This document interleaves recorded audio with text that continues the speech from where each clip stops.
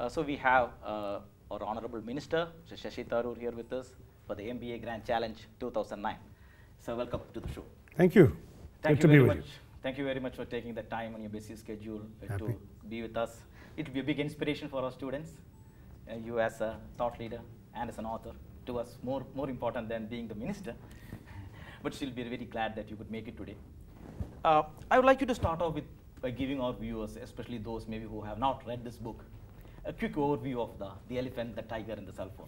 Well, it's a collection of short pieces, essays, some very short, they appeared in newspapers before, some slightly longer, of which the unifying theme broadly is the recent transformation of India in the last decade and more. In particular, the title refers to an essay which describes India through the metaphor of an elephant, a slow, ponderous, lumbering beast covered in dust and flies, slow to move, slow to change, which in recent years appears to have been acquiring the stripes of an agile, lithe and sinewy tiger. And the question one asks is that transformation complete? No, it's not complete. It is incomplete, but it's progressing well. What are the factors behind that transformation? What are the dangers to that transformation? What are the opportunities there?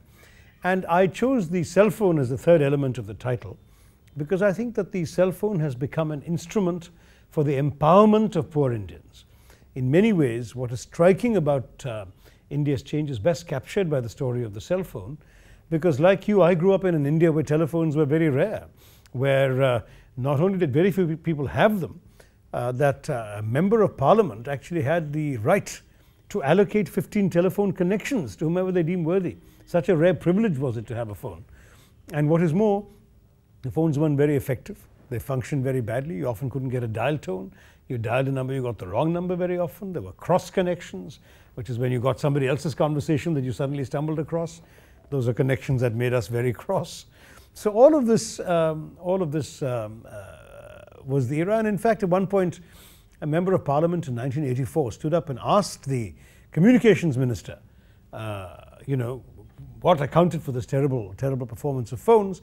And his answer was that communications are a luxury in a developing country, not a right, that the government had no obligation to provide a good telephone service, and that if the honourable member was not happy with his telephone, could he please return it, because there was an 8-year-long waiting list for people waiting for the phones. Now, that sort of attitude also had to change. And what we have seen since the days of Rajiv Gandhi is an opening up of the communication space, so that today, with cell phones in people's hands, you not only have that end of that old attitude, now telephones are seen as a necessity, not a luxury, but the government has made it possible for us to have some of the cheapest cell phone rates in the world, and ordinary people have benefited in the biggest way. In the old days, a farmer, once he had done his harvest, would have to either go himself or send a young, able-bodied relative, maybe an 8-year-old boy, walking 4, 6, 10 kilometers to the nearest market town to find out whether the market was open, whether the product he had harvested could be sold there, what the competition was, what the price it would fetch. Then the child would have to walk back another 8 or 10 kilometers. They would then load the carts and go. Half a day's back-breaking work, which is now solved by 1 2-minute phone call. The same thing with fishermen. In Kerala now, we have more and more fishermen who can afford to take cell phones out to sea. And as they come back with their catch, they call the market towns along the coast to see where you can get the best price for your fish. So in other words, the cell phone has become an instrument for the empowerment of the underclass of India. And that to me is its biggest strength. In the book I've written that we set a new record when we sold 7 million cell phones in April 2007, because that was when I was putting the book to bed. It went off to press at that time. But by the time the book came out, that figure was already out of date. By the end of 2007, we had broken our own world record twice. We have broken it several times since then.